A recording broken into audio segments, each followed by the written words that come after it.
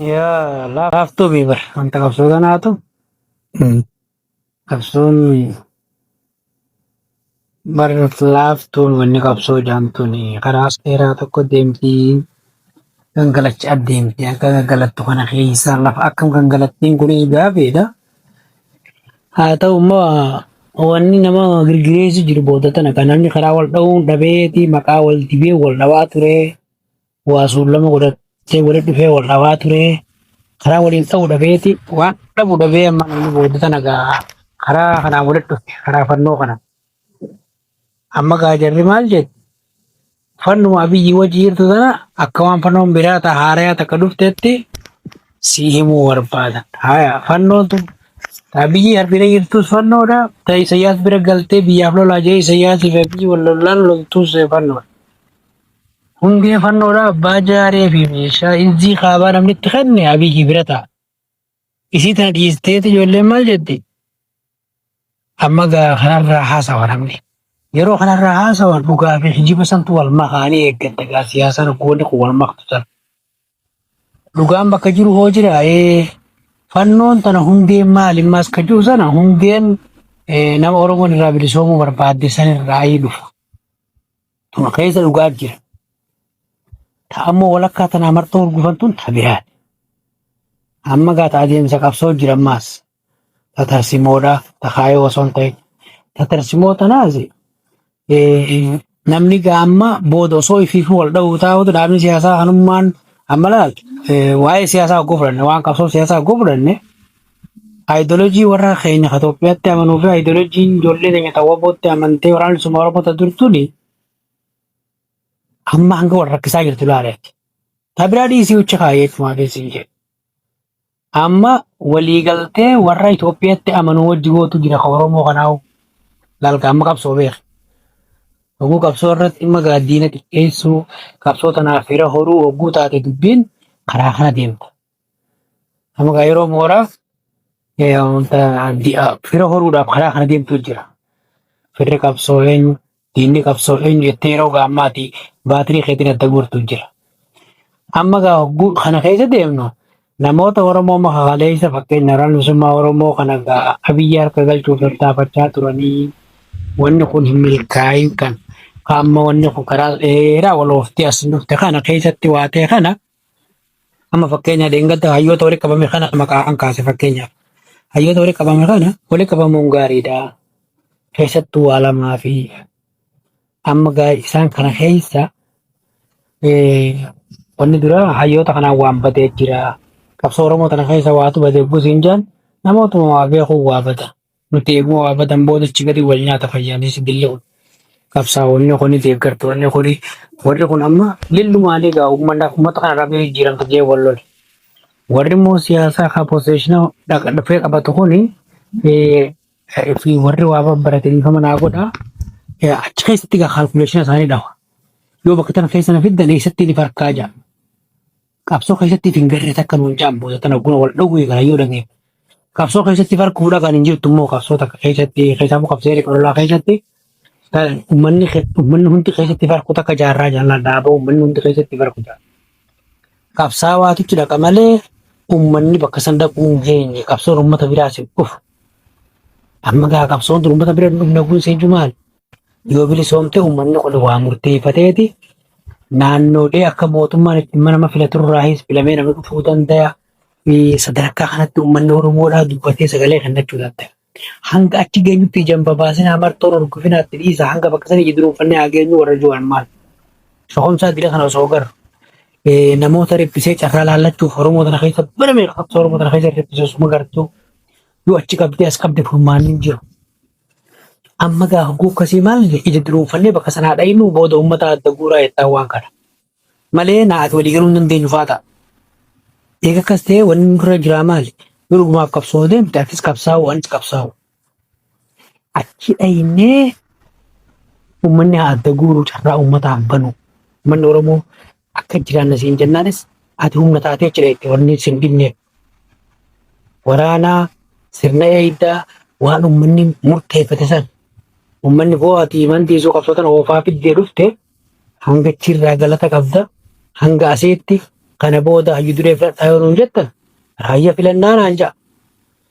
Fakkeenyumaaf gaafa isuma tana faatihaa karaatee waraanni gaamma nagaa biyyaa sana eegee raayyaa akka biyya bulchuuf carraa kennee fi oofuu sani dalagaa. Yoo hadhoo ittuun qabaatanii beekudha. Garuu hanga bakka san dha'eetti waahiis filachuu hin danda'u uummanni kun dubbachuus hin danda'u. Riphee lolaa immoo isumaatu murteesseeti waan murteessa kana jaarmee isaatiin uummatatti fida. Bakka bu'aa uummataatu bakka san irratti argama. Amma rakkoon qabsoo kanaatu maaliif akkatti yoo heddummaate? Rakkoon qabsoo keenyaa wanti itti heddummaatee fi namoota nasii balaallatu hooggana viizhina ifaan qabneen deemaa ture. Akka amma garuu kana. Kan lammaffaa hoo qora sabaa ka 89 malee qora sabaa kan biyya keessatti taa'eetu hin jire. Ka sirnaa hangaan an beeku. Kun immoo maal fide gaa? Qabsoo biyya dhiibattee qorri sabaa hundi ala godhamuun kuni namoota nasii balaallatan qabsoo irraa abdii kutatee kan maqaa bilisummaa eeguun wanni kun deemuudha warra. Biyyumatti deebuun hanga jabaatee garta hanga hara nagaatiin amma dheengatti tolfana ittiin kan biyyattiin galee qabsoo biyya deebisuun hangam takka akka jabaateen hundi ni beeku. Namoonni wareega kana kafaluu hin barbaadin ka turees akkasumatti ture. Amma gaa kanaaf qabsoon tun rakkattee as geesse karaa qabsoo irra deemtee irra godhufnu waan amma haasawan keessa namni immoo bakki inni du'eessa. Fannoo wajji waliigaluu kana keessa dhugaa fi kijibaa jira. Dhugaan tokko kan mootummaa amma kijibni tokko kan mootummaan fannoo fi ijaare tana sirraa maayisee warri mootummaa wajji jiru kuni biyyi yoo buurachuu deeme bakka hin qabnu jedhee yaadu kun hundi rakkatee iyyuu kan Oromootti daawoo godhatee suullama godhatee akkamitti diinatti har'allee simte galanii abiyyi buufna jaa mootummaa Oromoo jaa walii hidhee. Abiyyii fi fannoo garaagarummaa kaayoo as kennuu jettee namuu sii himuu hin deemu. Ilaalcha isaan qaban as kennu hin jiru. Akkuma Itoophiyaan aangorraa walajjeessutti aangorraa walajjeessuuf wal gaadan malee yoo jettee nama waliin galtan. Dhugaan jiru moo as keessa jira. Ta'ammoo dhugaa jirtu tafannoodha. Ta'ammoo shooksi gootee qabsoo keenya irratti baakfaayir uumtu jennee wanta jennu diina hin gaasan keessa jirti moo jirtuudha kaayoon warri kunaf. Diina kaayoo kan dur qabsoo turetti eegalte keessa warri fannoo duukun jira moo hin jiru. Hundeen isaanii boorri bakka tanas dhugaa jira. Dhugaa tana keessatti maalirra walii galuu danda'anii kaduu sana jaarmayaatu murteessaa. Jaarmeen kun ammoo jaarmaya akkami? Jaarmeetti amanee hooggana karaa nagayaa kaabaa ootii wajjinuu waa godhuu hin danda'in kaammoo bilisummaa waraana bilisummaa Oromoo ta'ee bilisummaa uummataatii fi sabaa barbaadu fachiiru kana jechuudha. Kan amma gaasiitti maaliif naa gaafigaa? Maal irratti walii galuu danda'anii sanima? Akeeka waraana bilisummaa Oromootii fi kaayoosaa waan hin beekuuf warra Itoophiyaa jiru kanaas wanti isaanii dubbii isaanii tana waan hin argeef hanga isin jabaattu isaan dhiisii warra uuma keenya kan isaan barsiisanuu Itoophiyaa alaabaa hanga inni mana dhoofachaa Itoophiyaa jijjiirana wajji jechaa deemu waan hin argeef dubbiin tun laaftuu kan ta'in hin beeka. Amma gaamma isii tanaas akkaataa itti ilaaluun qabaa jechumaaf hin jeegaama. Okay. Isii lamaan tan akkasii jirtu sana olola facaasuu irraa hogguu dubbiin jabaattee akkatti dhuftu jira. Ammallee waliigaltee fannootii fi warra Itoophiyaatii biyya takkaa dhufee waliigaltee kadirqu maal fa'a ammaas waliigaltee kadirqu UN waan jiru kana United Nations High Commissioner for Refugee kuni yeroo ati communitiin ijaara jettee nam shanillee ta'u communitii ijaarrachuu dandeessaa siin. Garuu yoo uummata biyya tokkoo taatanii walaa khaaliftan maal seenjaa waliigalaa hoottaa jira. Agoobarri UN kaartee walitti kana wanta mokee dhufu kuni tokkummaa uumuudhaaf walitti qabnee isin achirratti tokkummaa ijaaraa jira. Barni Itoophiyaa ummataanee wal karbaashaa turreeti communitii ijaarra jennee biyya ragaatti yaana. Wal karbaashaa turreeti wal bira daddaabbannaa bira hiriira gallee.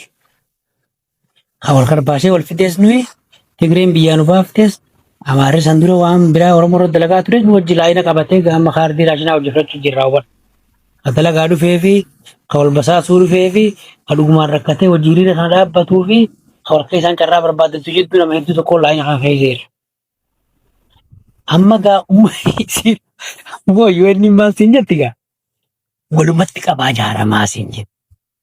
Amma warri UN kun eenyu fa'a warra dhihaatiif Awurooppaa.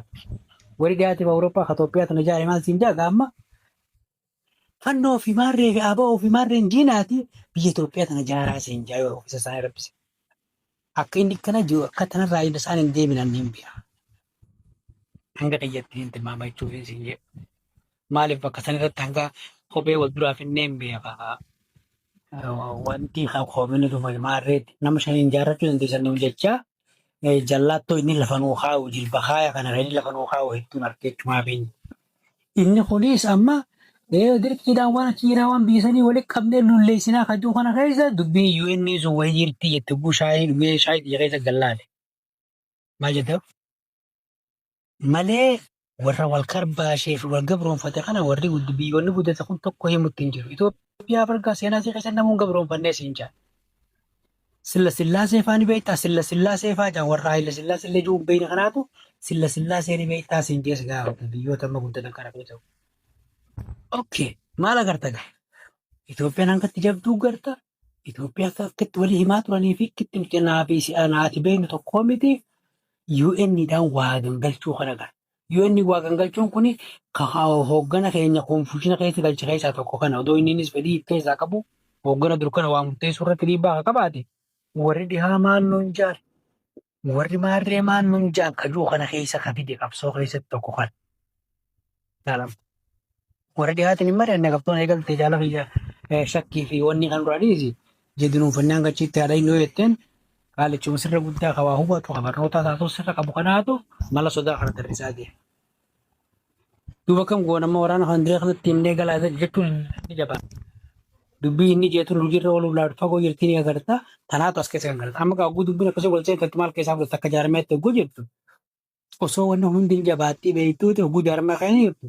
Waan hadhooytuu jaarmeenni akkuma dhiyoota nama dubbanne san jaarmeenni murteesse san fudhattaa jechuudha. Sababa jaarmee san malee kattee amantuu waan hin qabne. Komitee gaafachaatuma waan jaarmeenni sun akka jaarmeetti murteesse san fudhattaa jechuudha. Jaarmeen sun waan irra dhaabbatee murteessee jira ta'a. Sun achitti. Lola uumti moo uumti baakfaayir uumti moo uumtuun yertii sun akkas amma gaa bakkitti immoo gurbaarree fuun tarbuusaa irratti dhageenya akkuma doktorraa jettu sana bakki itti dhageenya maali? Fannoo bilisummaaf loltu suni akkuma amma dura jennee dakkan dakkaniin itti buute tuni waan Oromoon loltuuf barsiifte fakkaatti. Jechaa kan nuti turre santu keessaa dhiiroo jiraa hiinne keessaa jette.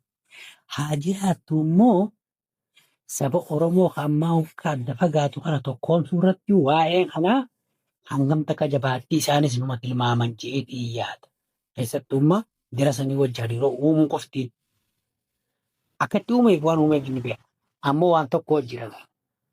Egaa amma sanan kas ta'uun isiin tun lafa nama keesse kijiboota as keessa gangalatu kana keessaayis dhugaa jirtu tanarraayis tarsimoo akka qabsoottis cufara laalteeti uummataaf bu'aa qabdu jira. Amma uummataaf addi bilisummaa Oromoo walaana bilisummaa Oromoo kanaatu gaachina uummata Oromoo. Humna ittisaa kanaa humna ittisa uummataattis as keessaa baha. Humna ittisa uummataa ijaaruu fi wabii uummata kanaaf ta'uudhaaf keessatti fakkeenya. Uummata keenya kafite jirtan kana yoo dhiiftan dhiisaa jettee wajji haasa'uun faan danda'amuu hin danda'amuu sanidha. Sababni isaa lafoota ammaa ona gammoojjii kaduruun diinni uummata keenya irratti duulu hirkata qabsootiif waraana bilisummaa Oromoo keessa deemu wajjin shooraa fi seenaa waraana bilisummaa Oromoo dalagee fi dalagaa ture qaba gaafa sana. Achirra dhaabbannee uummata amma dhuftee akkasii jimlaadhaan nama 100 gaafa tokko ajjeefte asumarra osoo jirru onlaayiniin kan dhageenyu sana duuti uummata kanaa akka xiqqaattu hasiraa gabara naa gata ergu akkas osoo jiru ammoo mallee fannoon tanaa fi abodoo jarri kun waliifuu galee jedhanii akka haasawaa kana dhugaa ta'e fannoo walii galee kanaatu maqaa fannootiin abiyyi nama biraa erganii nuti fannoon akkana isin goone yoo taa'uu diddan jettee dhaadattee nama ajjeesuu dandeessi. Ati fannoo tamee ta walii galtanii fannoon nama ajjeeftoo tam jetteeti borummaas dalagaa biraa sii baqaasuu deema yoo ati dammayitee soota baatirii kan fudhattee deebi'u waan kana akkasittis namni siyaasaa osoo inni dalagaa beektuuti wanni hedduu tokko gangalata. Kam keessaa fudhatte gaammatan yeroo odoo wanni kun akka jirtu ololli banamu mooraa qabsootti isiisan eeggata. Amma haa ololli banamu sirnaan bakka dhimma kun laalu jaallan kana warri keessaa bocaasaa jaarmaa keessa jiru waan tokko amma asirratti waa oowwan waan isaa qabbaneessuu danda'uu san. Lammaffaa akka reefuun tana hireen tuqe sana awareness waan dhufaa jiru sana ummataaf dura ibsa jaarmayni kennuun suni waan dhufan irraa hedduu nama eewala. Duratti qeewwasa uumamaan warri jaarmee keessa jiru osoo waan qulqulluu tokko hin arganne ummata keessa warri bakka biraa jiru ka hoogganan karaa gabaabaa fi karaa dheeraan quunnamu kuni fidee ummata keessa waa darba. Waan dhoohisaadhaa hafaduun dhufin ka jaarmanii irratti mari'atee hin murteessin kan qicaa namarraa dhaga'ee darbee sun oo ati kana haasoo itti aban hoogganaa kee guddaa aba lufaa hojii jirraa gidduu sanatti bargaanam tokko keessaa ganuu taa'ee dhageessaa siin jaatu. Ishii sun tokko turtee ishii dalagamtu garta. Wanni kun amma kaa uummata irrattis dhiibbaa qabdi qabsoo mooraa qabsoo irrattis dhiibbaa qabdi. Jaarmanii fi tikni jaarmee waan kana dursee uummataaf aweernasa kennuu santu jiraata. Hoggummoo dhufee immoo heewasni kun dhufe hanga jaarmeen sun xalayaa takka hin baasin. Akka wanni sun waan sirnaan ta'in beekuu san hin baasu. Hanga ibsan baasin namni rafee jira akka baajara kan nama tokkoon rafee jira kaa halkan laftinis wanta taate. Amma gaa isii tana keessatti wanni guddoo nama amansiisu maal ta'uu qaba gaa jaarmeenni maal jeedha gowwaa dhagayansa. Jaarmeenni maal jee jaarmeen ibsa baasi qabaayi. Waliigalteetu ta'ee bara akkasii ta'ee waliigaltee taasisan mee waan warra waliigalan wanni sanaan nu kennaa. Ati hoo kaasirra jiru gaa jaarmee gaafannaa jettee hidhuu danda'uu sani waan sana. Waan nama oolchaa maali wanni fedhe ogguu dhufe waa'ee dhimma jaarmee ilaalu jaarmeen sun akka ibsu. Keessaafuu hoogganni miseensa jaarmee sanii keessaa bakka bu'aan dhaabni sun bakka san buufatee yoo ta'e malee miseensa ta'uunis itti bu'uun gaafa tokko gora uumuu jira. San akkasitti ilaala wanni gangalataa gaa walumaan dhagaa turre ammoo namni jaarmee hafe kaayoo qabu wanni fedhe yoo dhalatte jarjaruun qabu eeggachuu qabaatu. Waan xiixaasan keessa balaa hedduu takkaatti xiixaa eeggachuu waan namichi keessa gurguruu barbaadu jira sakandii shaniif waan waa balleessa. Isii sana xiqqoo shaayii itti dhuganii yookaan bishaan itti dhuganii xiqqoo mataa maratanii ilaaluun suni qooda qabaata. Hogguutu fa'aa jechuu kiyyaa. Haftee kan amma akkasitti ilaala deemaa turte. Immoo ganama kana fa'aa raayyaa fa'aan lola guddaa tokko keessa isaa jiruun itti dhate. Hedduudha wanna godhaa ture hanga danda'utti ibsaa ture. Wanni imma dhugaa jiru maali? Waanuma jiru san wali himuu danda'uu san. Lammaffaan namoonni sababa fannootiin nama mooraa qabsootti bobba'u kun hoo maaliif bobba'uun feesisee hajuu salla maaliif bobba'uun barbaachisa. Dogoggoraa jira dhugumaan waraana bilisummaa Oromoo irraa lachelloo qabaattee waan san dogoggoraa beekte fannoo wajji walii galuun dogoggoraa yoo beekte dogoggoraa jettee jaarmee san karaa gabaabaan dhaqqabsiisuu dandeessaa yoo walii galteen sunuu jiraatee dogoggora itti amanu. Eega san hin dhaqqabne osoo ati jaarmee kanatti hin amanne jaarmee kana balleessuu barbaaddu irraa baatee quurrama qabdu jaarmee kana qeequu dandeessaa hajuu santu dhufu ammas. Warri gariin ammas akka isa bobba'a. Isii sangaa wal dura ta'anii walii himuu danda'u. Nama fakkeenya amantiisuun jaarmee sanii wajji wal dhaba yoo qabaate jaarmee san deebitee qeequu dandeessa. Wanni nuti muuxannoon hoogganaa fi qabsoo kanarraa barre maali? Eega wanni balleessite wal balleessitee dhukkee walitti kaaftee fi wanni qabsoo keessaa dhiitamee bahe yookaan mulqamee bahe yookaan xalayaadhaan gaggeeffamee bahe jechuma feete gargaarame. Eegasii rakkinaa fi dadhabina qabsootii fi hoogganoota nuu himuu eegan. Meeqam jeetiin irraa bitan. Eega ifiifuu wal dhabanii dhaabni kana keessa namni wal ari'ee Itoophiyaan tunuu teenyaanii bulchinaa naan jira. Hayi namticha aara qabu haquurrama qabu qabsoo keessaa beeyani beeku akka waan kanatti meeqam jeetiin fudhatu. Dalgaam isii tanaatu hafaan jira. Lammaffaa otuma ati nagayaan jirtuu qabsoon tunii fi adeemsa qabsoo kanaa gaafa dhufee danqaa ta'ee akka dhagaas dura taa'uu dhufa. Gaafa yookaan aangorraa si buusanii dhufa. Aangorraa buusanii gaafa ana buusanii raayyaa filan raayyaa hojii dalaguuf qophooytee hin qophooyin. Sababaan ani raayyaa hojii qophoofee dhukkubaa jira waan ta'eef maas. Nuti mana namoota bakka tana biraan kuteen waan muuxannoo harka irraa gaafa. Mandiisummaan hanga dhumaatti aangorra yoo ture qofa qabsoo godhuudhaaf qophaa'e malee eega aangorraa bu'ee mandiisuun akka qabsoo godhuudhaaf hin qophaa'in gara. Lammaffaa hoo waan mandiisuu fi warri kun wajji awwaalee jira kan mandiisuun bakka kanarraa yoo bu'ee baduu deemu tokko jiraatti dammaas mandiisuun. Kajuu si ilaalaa kanami siyaasaa. Maaliin jechuu barbaadu bakka kana namoonni aangorraa bu'ee quurrame qabsoo tanaa akka badduu barbaadu. Qabsoo tana laqaa inni wal harkaa fuunaa jee namni itti gamee ture bara. Qabsoo tana laqaa inni wal harkaa fuuna, aangoo laqaa inni wal harkaa fuuna, waboo laqaa inni wal harkaa fuuna asitti gamee jira. Namni laqaaqee wal harkaa fuudhuu dadhabe kam ta'ee jedha ammas kunis seenaa qabsoo kanaati beeka. Egaa laqaaqee wal harkaa fuudhuu sun dadhabame maal taanee ilaale. Istiin qabsoo sanitti cicciteeti qabsootti dhaaba karaatti amanteen sirna kanarratti qabsaa'u jirtamoo waan laqaa'itu laqaaquu sana dadhabde nyaaba sani galtee kajuu san gaamma qabsoon kanas nu barsiisaa as ga'e. Ammas sanumaatu dhufaa jira. Namoota quurrama qabuutu fannoo dahatee jaarmee isaa dha'uu qaba. Waboo kan isaa dha'u. Ganama kana fa'aa deebi'ee namoota afaaniin waan iddoo karaa hunda geessa. Sumaan deemuu kanarraa akkuma na jiru. Amma gaa maal agarta gaa? Walakkaa kanatti qabsaa'uu barbaadu gara.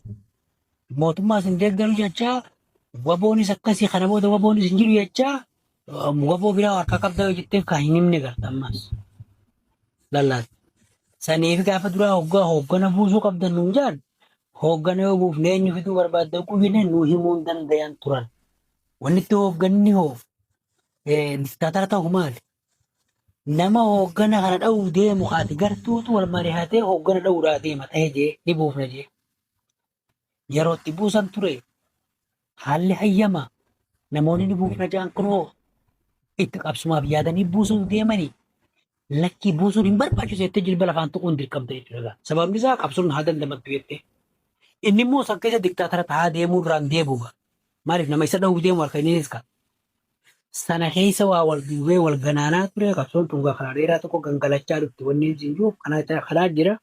Hangasiin jechuu danda'a waa'ee sirnaata san keessa fudhatan jechumaaf hin jiru lolli fedheessu wanni fedheessu hogguu dhufee keessattuu waan jaarmanii ibsa jaarmanii baasuu fi ibsa jaarmee sanirraa bakka bu'aa jaarmee saniifaa irraa adda baafatanii waa himuun sun gaarii. Yoo addanuun bahinoo hanga addanuun bahin haasa'uu dhabu waan booda maanoo nama tuysisan eeggachuudha siyaasaa keessatti galatoomaa fayyadaa.